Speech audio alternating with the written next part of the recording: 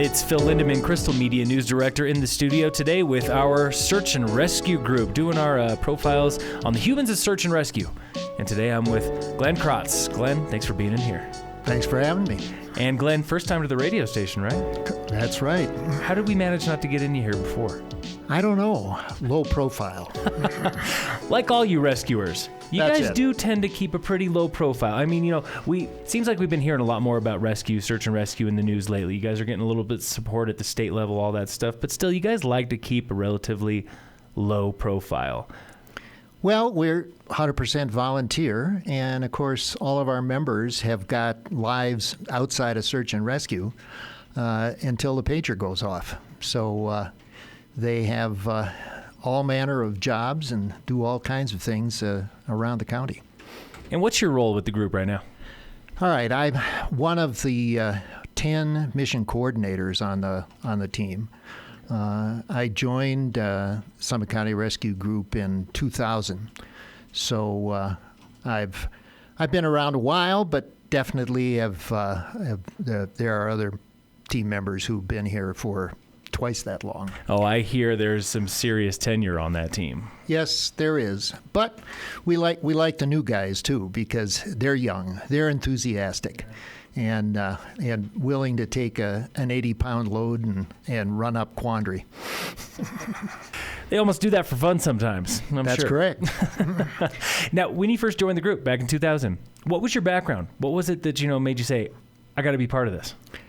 Well, I certainly didn't come from anything that would suggest search and rescue. I spent my career as a corporate executive with a company headquartered in San Francisco, and I had retired, and we moved to Summit County full time. And shortly after getting planted here, my wife said, I married you for better or for worse, but not for 24/7. So you got to find something to do now that you're retired.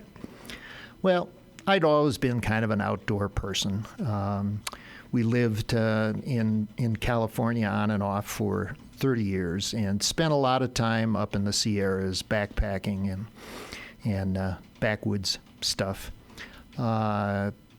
Several years before I retired, my son introduced me to rock climbing, and I got hooked.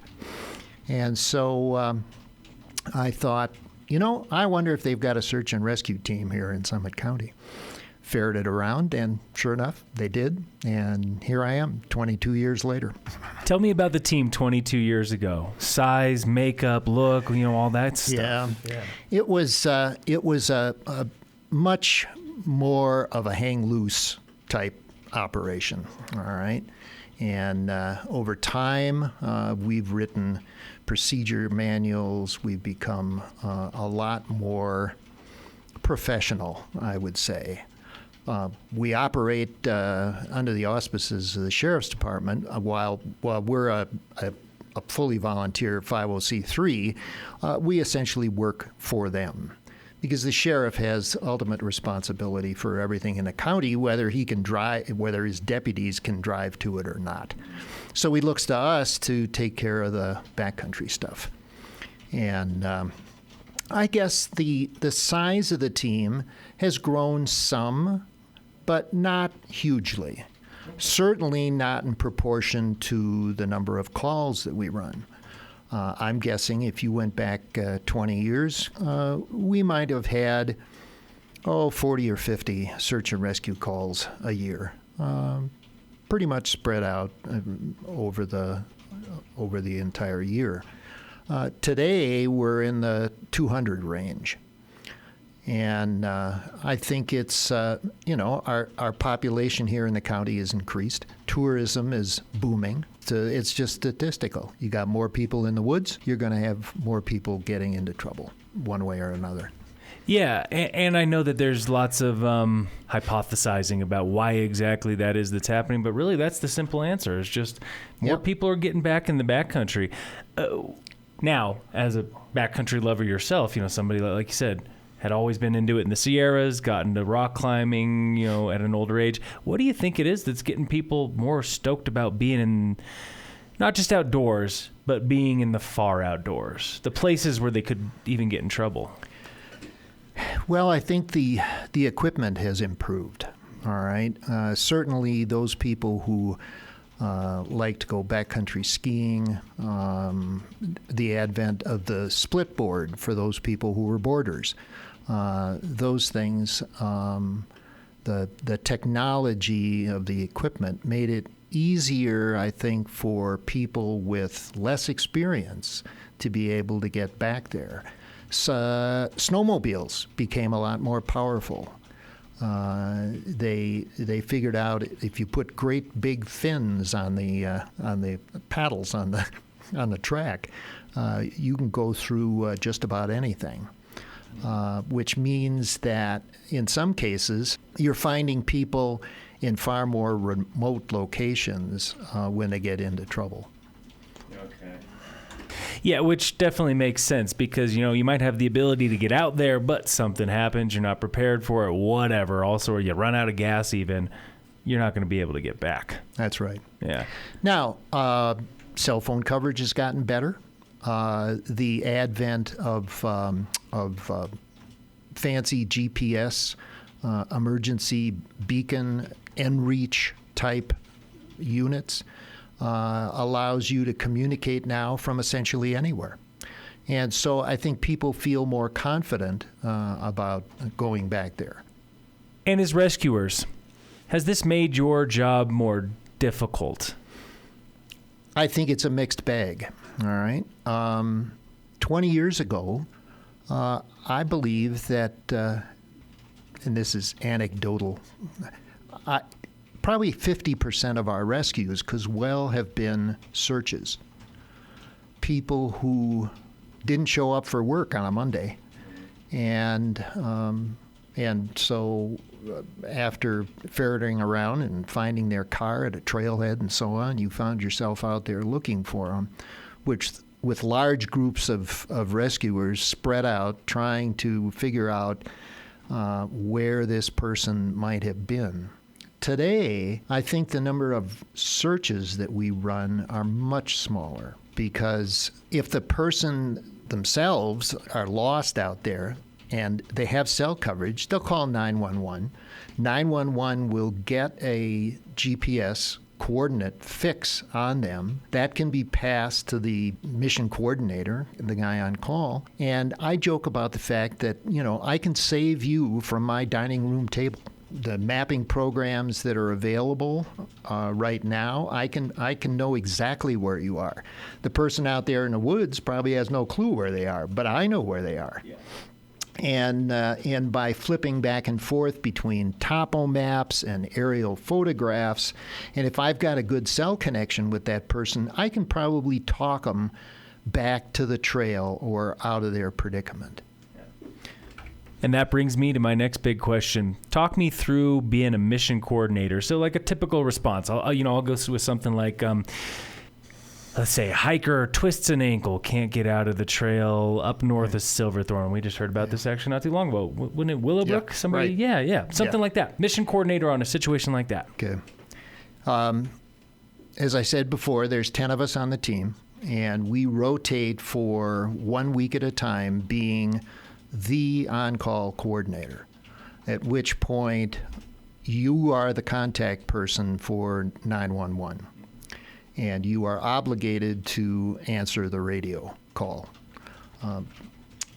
If they get a call that they suspect is a search and rescue type, it kind of comes from the middle of nowhere, they will then page the mission coordinator, pass on whatever information they've gotten from we refer to that person as the RP, the reporting party. The reporting party could be the actual injured party or lost party, or it could be some friend, could be a passerby, somebody who found them on the trail, whatever. And then you try to gather any additional information you can by talking to further to the RP, if that's possible, and it's not always possible. The RP may have had a very brief cell connection, and then you've lost it, and that's it. So all you have is the information that initially came in. As a coordinator, then you have to decide what to do. Is this going to be an investigation that you sort of slow roll it? You need to try to get more information? Or is it pretty clear that this person is injured, we know where they are, we just got to go in there and get them? So then you request an all-call page through 911 again. And these pages go out as text messages to every member on the team. So 65, 70 members on the team get this text page. And it will have some kind of instructions like all available members stage at the Willowbrook Trailhead, let's say, and bring the following equipment. We have several vehicles and then a whole bunch of off-road stuff. Some of the off-road stuff is usable in some places. In some places, it's strictly you've got to hike into the person. There's about 70 people on the team. You don't expect 70 people to show up because they've got jobs. They're out of the county. They're on vacation. Who knows, all right? What you're hoping for is that you get 10 to 15 people to respond and meet you at the trailhead with the equipment that you requested. And our equipment storage is over at the County Commons in Frisco. So somebody has to swing by the firehouse, okay, we call it the barn, all right, and pick up the stuff. And then you are the one who runs the mission. You're the commander. So as people start to filter in, you need to give them assignments, get equipment ready, send teams into the field, brief them on what the situation is, and get them going. You might also find yourself coordinating with one of the two fire departments in the area for paramedic support, because they do have what they refer to as wilderness paramedics that work for both Red, White, and Blue and for Summit Fire and EMS. And do they have anybody available, and can they send them in with our team? Because we are not an advanced life support service. In other words, we can't administer pain medications and so on. You're going to have to get a paramedic out of one of the fire departments to get them in there to do that. So like you said, you are the mission commander. You're in charge of the whole thing, start to finish, too. That's not just, once everybody's out in the field or once you find out, hey, we got him, we're all good to go. That's not when the day ends. No. I mean, it could, on a simple mission, you do find yourself launching all of the members that you need and the equipment into the location of the accident. But at the same time, you probably hold some people back because you're not sure whether the information you have is absolutely correct, or that when the team gets in there, they say, oh, gosh, we need the following. So you don't want to leave yourself at the trailhead with nobody as a backup to get in there with additional equipment, ropes, let's say, for a lowering, maybe additional medical equipment. Maybe you find that, wow, this person is more serious than you think. So follow-up teams will run in additional bottles of oxygen, whatever's required. And then you've got to coordinate and get an ambulance to the trailhead to be there when the team finally brings the person out. Was all this on-the-job learning? Or did you kind of have mentors? Did you have people that helped you through this, or did you figure things out as you went along? Oh, absolutely. I mean, I came into search and rescue being an outdoor recreator. That's it. All right. I did not have a job that was remotely involved in emergency services or rescue or anything like that. So every Wednesday night, the team meets and we train on something. It could be a lecture on various medical problems. It could be a hands-on technical practice of lowering and raising people on vertical faces. It all manner of things. Practice driving snowmobiles and ATVs. Safely unloading and reloading them out of the trailers. Whatever is required, because what we're looking for in a rescuer is kind of a jack of all trades. I mean, we clearly have team members who are very good at various aspects of backcountry travel, but you're looking for, you want to have a basic knowledge of everybody on the team, because you're never sure who's going to be available on any particular call. It could be that, and you're going to have to do the call with whoever shows up. Okay. And how long have you been missing Mission Cord? Oh gosh, I'm maybe 15 years now. Okay, so for quite a long time then, because you've been Team 22 years, yeah. Mission Coordinator for 15 years. In that time, I guess, if you can think back on some missions that you felt like were best learning experiences for you, moments that you realized, I got this, or moments that you realized, oh, I don't got this, and you worked your way through it. Do any of those things stick out in mind? Well, after 20-some years, and I'm guessing probably 1,000 missions, it's kind of, it's difficult to pinpoint them. But on a lot of our more complex missions, you will find yourself at the trailhead trying to decide what to do. But chances are you've got another 2, 3, or 4 of the other mission coordinators who have responded. And you may make some decisions on how to attack this thing. And then you kind of throw it out to the group and say, what do you guys think? Are we doing the right thing? Have I missed something?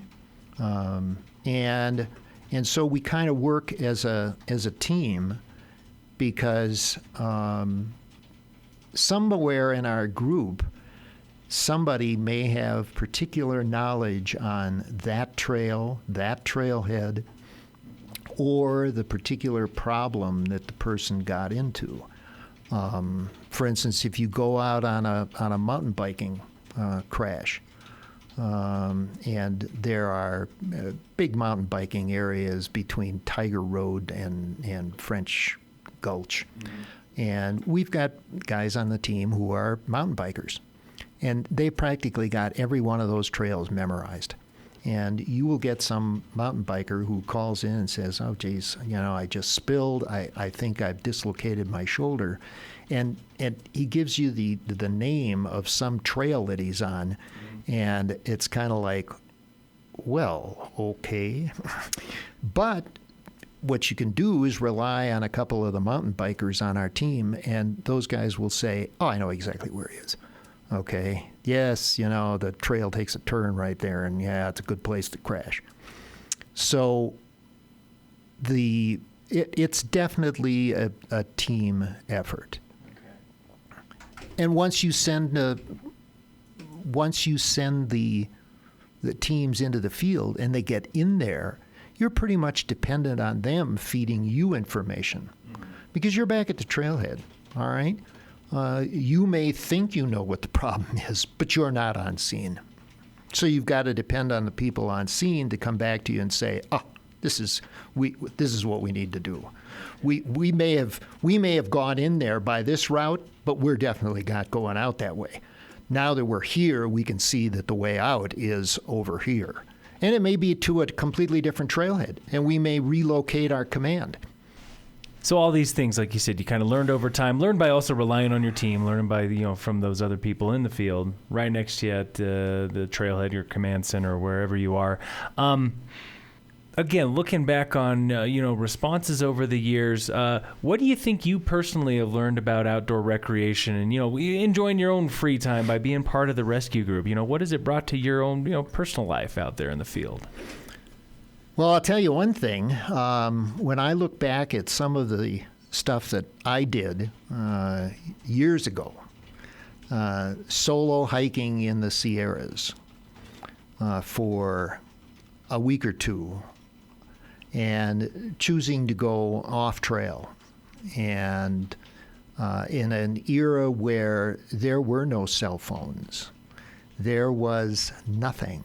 And I look back now and I think, wow, if I had gotten into trouble, all right, just the simplest thing, if I had somehow slipped and broke my ankle, I would have been in a real pickle because I went out there at times not having left the people back home with detailed information as to exactly where I was going to be. And I think that I've become far more aware of preparedness and having what you need to kind of survive out there for much longer than you think you're going to be out there. I mean, even if you go out for a day hike and you go, let's say, 4 or 5 miles back in with the intent of making it a 10-mile round trip for the day, and you're at the farthest point and you get into trouble, you're going to be there for hours before help can arrive, even if in fact you've got good cell coverage and you call and we get the word that you are in trouble immediately. Well, the weather can change, and you're going to need water, food, something to keep yourself warm. And so you find that you sort of stand back and marvel at some of the people who are walking into the woods in their shorts and flip-flops, and they're going to tell you at the trailhead that they're thinking of climbing Quandary. Are you the type to step in and gently remind somebody, maybe you shouldn't do that these days? Sometimes, but we tend to try to not be lecturers or come down hard on these individuals, all right? Sometimes I think they feel bad enough themselves that they've gone through one of these things and they realize that, whoa, I wasn't too smart at what I did. So you just kind of leave it at that the experience itself is probably a much better teacher than getting lectured by somebody who thinks they know it all. Yeah, and I think that was my last question for you is, what do you think you've learned by talking to rescued parties, people that you've, helped out there? Like you said, you try not to lecture. You hope that the experience speaks for itself. Well, it's interesting. There are some rescues are relatively simple, and the people are incredibly grateful. I mean, they feel like you have literally saved their life. Maybe you have, maybe you haven't really, all right? And on others, and sometimes some of the most difficult rescues, you can get on scene and the party says, "What took you so long?" Or when you get them down in the ambulance and they are, pretty well busted up and everything like this, they'll make the comment, "Well, I could have gotten myself out of the field on my own." So it's everything. It runs the complete gamut. And I'm sure that some of it too is on occasion with some folks there could even be a little bit of that embarrassment factor, the fact that they had to call search and rescue. Oh yeah, that's right. Well, we've actually gone in on a few of our members. The last thing you want to do is call your team and say, "Hey, I need help." Yeah, it reminds me of back when I was a lifeguard back in the day. The last thing you wanted to do was be the lifeguard that had to get rescued. And yeah, there was one or two times, especially swimming at the ocean, that I thought to myself, I hope nobody ever finds out I was a lifeguard, because I am not going to get swept out in that riptide right now. I never did, luckily. But still, that was what went through my mind, was like, I can't be doing this. Well, Glenn, anything else that comes to mind, about your time there at Search and Rescue, or on the team, or even advice for people that might want to join? Anything like that? Well, I mean, we are more looking for members who want to be team players, are willing to learn. They don't necessarily have to come to the team with incredible skills, because we teach that.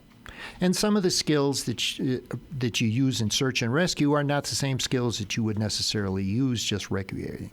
So that it's more important that you are willing to learn, interested in being in the woods, and playing as a team, as opposed to being the greatest snowmobiler in the world. No heroes on that team, just a team. Correct. All right, great. Well, talking again to Glenn, one of our mission coordinators there on Summit Rescue Group, and thank you for all that you guys do. We really do appreciate you being out there, especially as we've seen that call load increase over time. I marvel at the fact that you guys are still able to do what it takes every single time, and that you guys are enthusiastic to keep on getting out there. Well, once in a while I tell people, if you get in trouble, I said, make sure you do it in Summit County. We've got your back.